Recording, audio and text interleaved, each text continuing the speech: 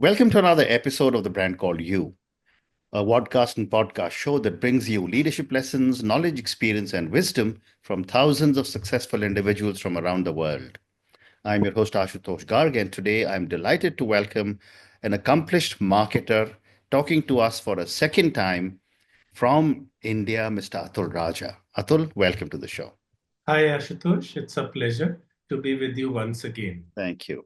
Atul is, in his new avatar, a marketing consultant and a fractional CMO. So, Atul, my first question, you've spent over 2 decades leading marketing teams for major brands. What inspired you to start off on your own in the role of a marketing consultant and a fractional CMO? Yeah, Ashutosh, after spending 2 decades and steering global marketing mandates, Mm, uh, I felt it was the time of reckoning. mm, After some period of time, you tend to reflect on your journey. And I felt it was time to realign my energy mm, to something more entrepreneurial, to something more purpose driven. mm. And having mentored a lot of startups in India and worked very closely with SMEs and having known that space, I really felt that there was a big gap in terms of marketing support Mm, and also in terms of the right marketing perspective that this space has. mm. And I thought if I jump in, this is the right time to be able to work in this space, especially not only this space, Yeah, but especially this space to make, and there is a lot of opportunity to make a difference. correct. As far as moving from consultancy to the fractional CMO concept, I think again in this space there is this, opportunity to provide that edge of seasoned leadership again without the baggage of too much fat pockets, and also to get some agility into the system. That's the value that a fractional CMO brings in. Right. Fantastic. And as you reflect on your own career, what are some of the most transformative marketing projects you have led? And what lessons have you learned from these? Yep. Uh, Let me just speak about project in detail, and I just want this comes to my mind, and I want to cover it because not many marketeers have the privilege to do this in their entire career, and this is something called as surrogate marketing, which is like phenomenal, and it's remarkable to undergo that process. Right. So when I was handling a brand called Royal Challenge, it's an iconic brand in the IMFL premium category. It's an iconic liquor brand. When I was handling Royal Challenge as a national product manager, at that point of time, it was a market leader in this segment. Mm, But then the pressure of competition at that point of time from the competing brands of the UB group was huge. mm, mm. You get up in the morning, you see a soda ad in the newspaper, you're going to sleep, you see, a jingle and, mineral water ad, and they were all over the place. The way their awareness was mind boggling, and they were able to create a lot of traction in a space which was not allowed traditionally by the government to be leveraging this mass media space and being able to advertise. Mm. So there was this genuine concern, and as the product manager in this profile was like a typical Kotler profile. He was the father of the brand, and there was this genuine concern. What do we do about it? This is going to impact us. So I went through that entire journey, the brand journey, and mapping Mm. it to a consumer journey of how difficult an exercise it is to create a surrogate brand, because you have to go back end and you have to decide which is to be the best possible brand fit. Right. And the business implications are huge because you are moving out of your core sector. Mm, You have to be extra careful. Finally, we came up with golf and golf accessories as mm, a surrogate for Royal Challenge RC, we used to call it. And it went up to Dubai to the board for approval. It was such a big call for the organization. We launched golf and golf accessories as a surrogate for RC. We shot on the Dubai golf course. We created a, artificial aeroplane, and we shot the first commercial of RC uh, in that aeroplane. And then the journey of RC getting lot of mass media coverage began from there. And so that was a mind-boggling, transformative exercise for the brand. It was a make or break exercise at that point of time. Right. And very recently, I was traveling in Gurgaon, and I saw a billboard of RC Golf, and I Mm. said, "My God, all the years, this proposition, Mm. the brand has stuck. That means how strong a brand fit it was." So Correct. I think it was pretty transformative. This example comes to my mind. Amazing. Thank you. Let's now talk about marketing consultant and fractional's chief marketing officer. How do you define the role of a fractional CMO? And why is it increasingly important for startups and the small and medium enterprises? Right. Ashutosh, you'll realize that the startup space and in many cases the SME space, they're very lean, right? They are like constantly looking at where to cut corners, and very rightly so, because Correct. when you set up the business, Hmm. you have as much monies and you have more things to spend that money on. Hmm. So you have to do the division very carefully, Hmm. right? So and marketing typically is bottom of the ladder, Hmm. right? And the reason for that is ad spends, right? So if I am coming out of IIT Bombay or any top engineering institute and I launch a startup, I typically as a young man would have that impression, boss, how can I spend monies on advertising? There is so Correct. much else to be done. And people don't realize that advertising is, and basically marketing is not about spending money all the Correct. time. It's about knowing your consumer. Hmm. It's about mapping a consumer journey. It's about, giving a right direction to your business. And Hmm. all the time, it just doesn't cost you money, right? Hmm. So, fractional CMO comes in here. Fractional CMO is like a CXO on the move, right?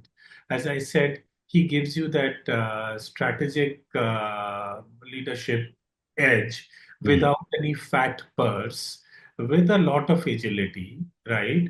And he or she has the potential to even mentor a junior team, Hmm. give direction not just to the organization but also to a in-house junior level marketing teams, Hmm. and ensure that hand-holding those teams and ensure that the deliverables are met.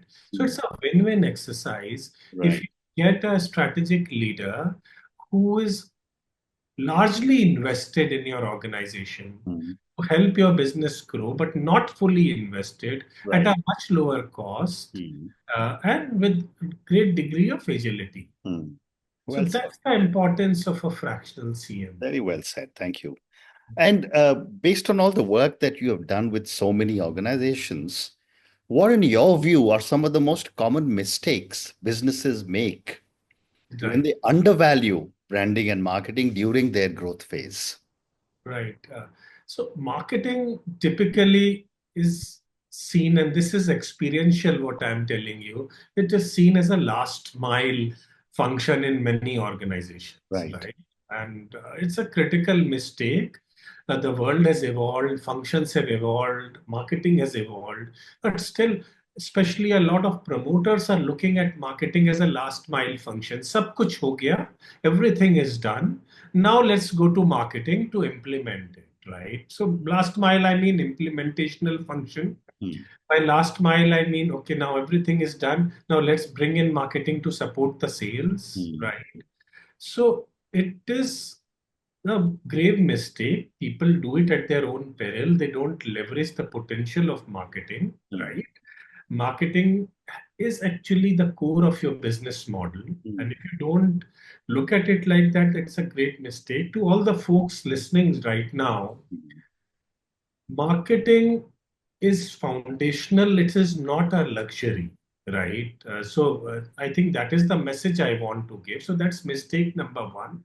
Mistake number two is from the marketeer's side, right? There's a lot of me in communication that sometimes comes along, right? Right. Like you shout from the rooftop, "I am the best. I have so much penetration." Or you throw so many data figures, but in your quest to promote and showcase the organization as the very best, you forget what's in it for the consumer, right? Right. So when you are communicating, the primary objective of the communication obviously and always should be what is the consumer benefit. It is secondary to highlight the bigness or the wherewithal of the organization. I think these are two mistakes Very interesting. that Very people interesting. normally should take care of. Thank you. Your approach also emphasizes the business first philosophy. Right. How do you integrate a business first philosophy into a marketing strategy? Right. We have been talking about it till now. Like, marketing is not releasing an ad, or marketing is not implementing, what is just decided in the board and a new product is getting launched and you just go ahead and promote it. So Mm. typically, marketing is not equal to promotions, is not equal to advertising. Marketing is a strategic core function of the organization and is a key growth driver. I Mm. mean, so, but if you look at it, marketing like that, how do you do it, right? So typically, you need a brand immersion. Like when I talk to any client, the first thing is to understand his business Mm. as much as anybody else in the organization does. Mm. Everything begins from there. Mm. So you do a marketing audit, you do a brand audit, right? So in normal parlance you call it as brand diagnostics, Mm. right? Mm. Where you ask some basic questions, right? Why is the business existing, for what reason, right? Why should even the consumer care about you? Mm. What is the USP of the organization, right? What does the organization, what benefit does it seek to provide to the consumers? What is the brand voice? What is the USP? What is the target audience profile, right? Once you answer these questions, and then you get into a marketing plan, you are actually making a marketing plan to that delivers some kind of an ROI to the business, rather than just saying, okay, fine, you need to promote yourself. And so this is what I mean by Very a interesting. business first Yeah. philosophy. Yeah. And when you are looking at a business, a startup or an SME, how do you identify the specific marketing challenges and opportunities for each business? Right. Uh, I alluded to it during my last answer to you, Mhm. right? When you are actually looking at a business, you need to get as many insights as possible, right? Mhm. Marketing is mostly potent if it is data driven, right? Mhm. So marketing is best utilized if it is scientifically driven. And how it is scientifically driven means you are using all the data, like the FMCG industry that I was part of very recently, right? It Let me give you that example. Uh, if you have the industry data, you know Mhm. which products are selling in which markets, a product line X. These are the important markets. Product line Y, these are the important markets. Right. Market X, this is the price point that moves. Market Y, this is the price point that moves. Mhm. Market A, this your distribution, numerical distribution is weak. Market B, your weighted distribution is weak.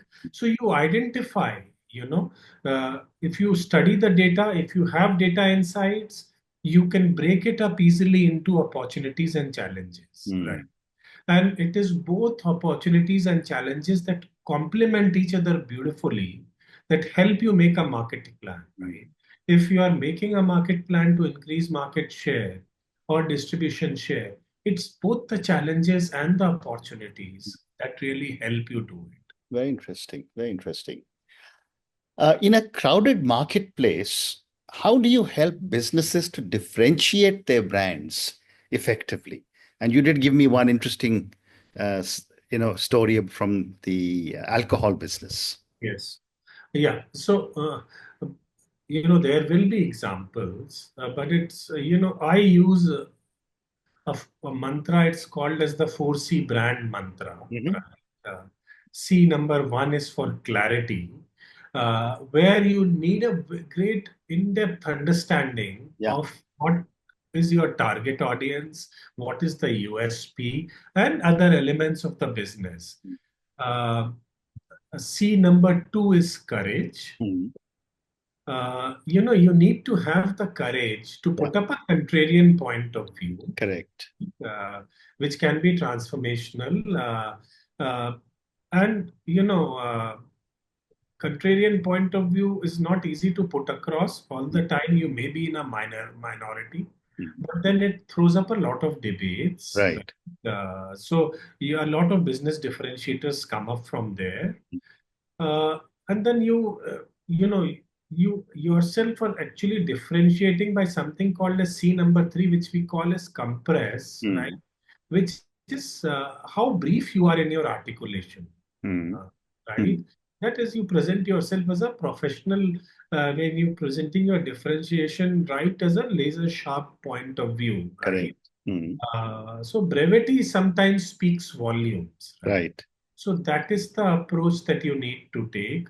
And C number four is consistency. Right? I believe consistency and brand messaging in this age of omni-channel approach Mm. is biggest brand unifier, right? Mm. If you use these four C's, Mm. you can actually create a great brand differentiation and Mm. present it to the consumer in a very simplistic manner that he can understand easily. Very interesting. Very interesting. And Atul, how critical is storytelling Yes. in brand development, and what techniques do you employ to build a compelling narrative?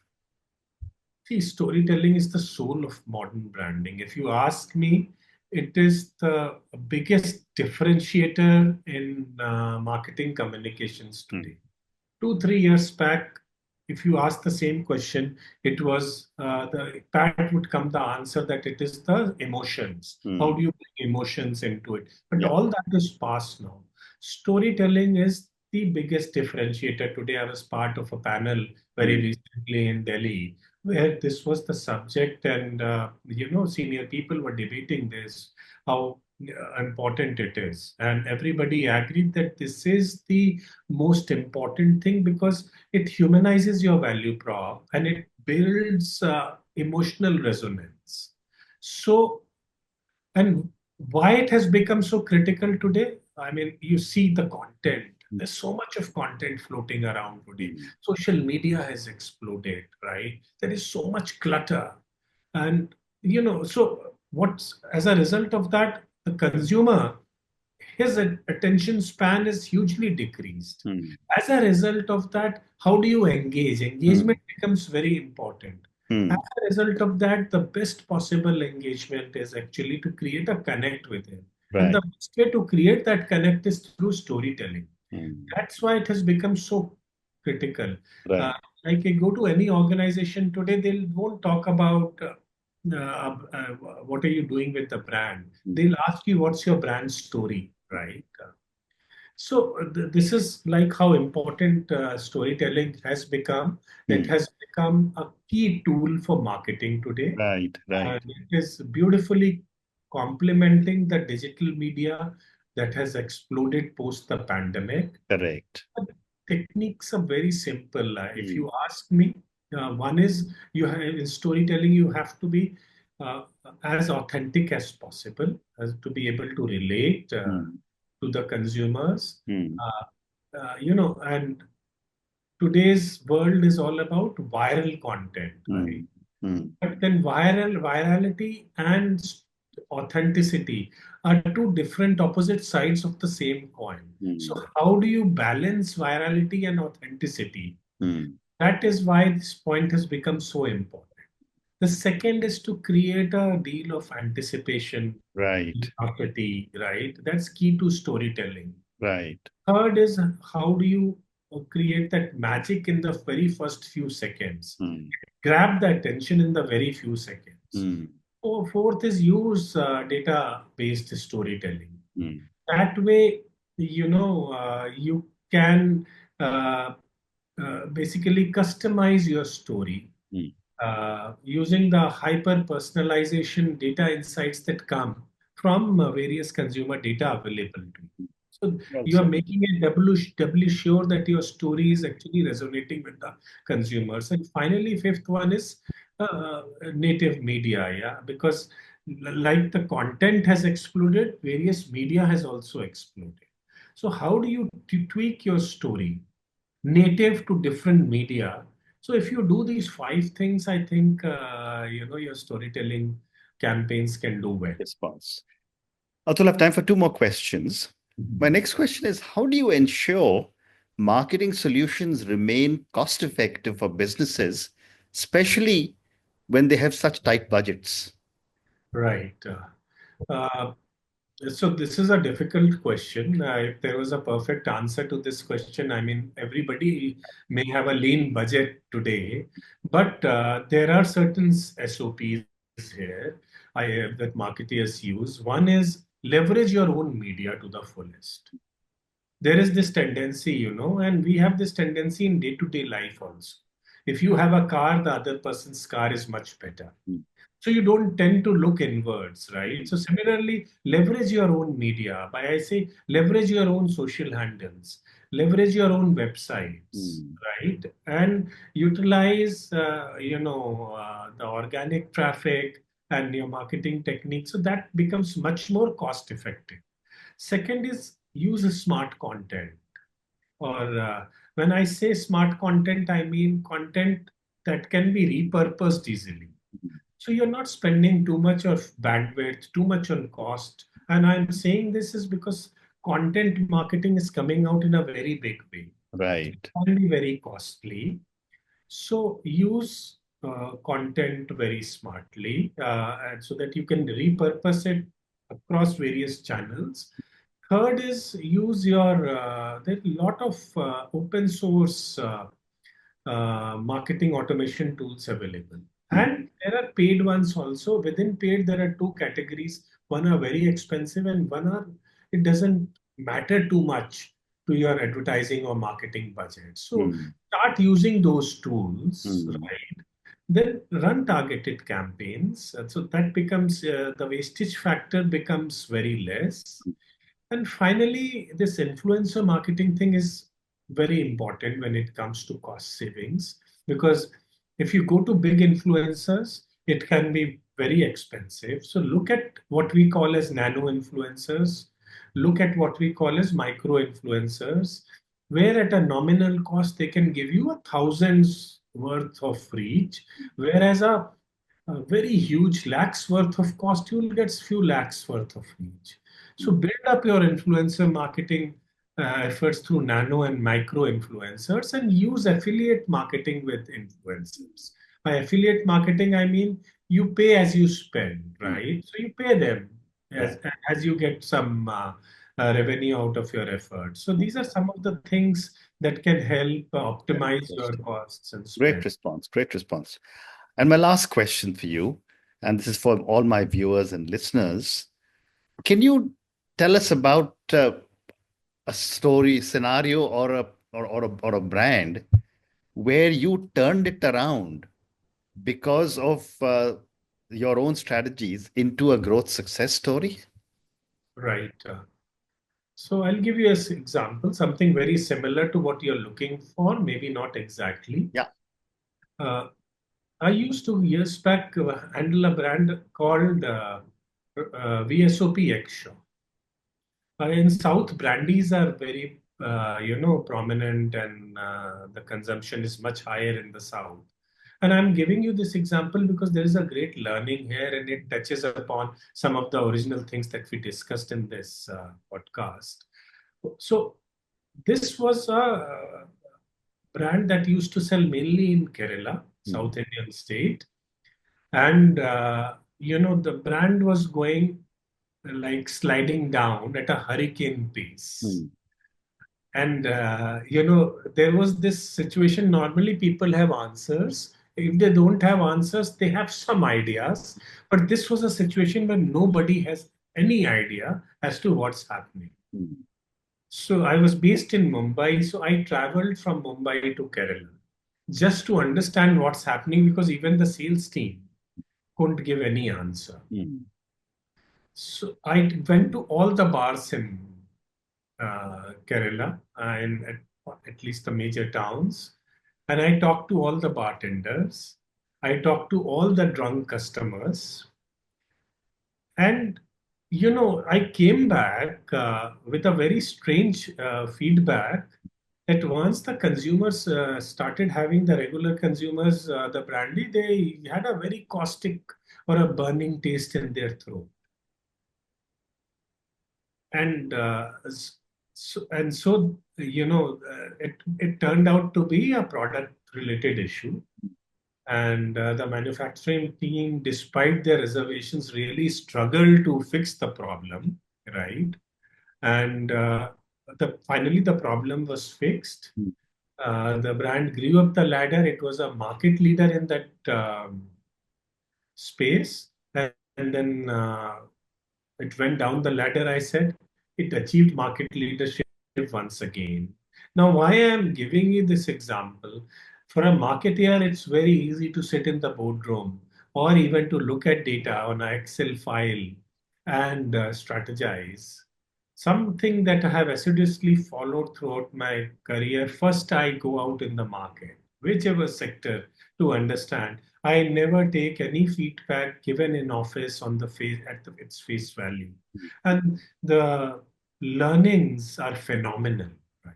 And you can actually build up those learnings into your marketing plans with a great deal of conviction. Then, so this was an ideal case where it was a market-led issue, it was a product-led issue, rather than so. As a father of the brand or as a marketeer, you need to look at the market and the product as well, not just the promotion. So there is this great learning here. Very interesting. And on that note, Atul, I just want to say thank you so much for speaking to me about your own journey. I think we covered some very interesting points in your discussion with me as a marketing consultant and a fractional CMO.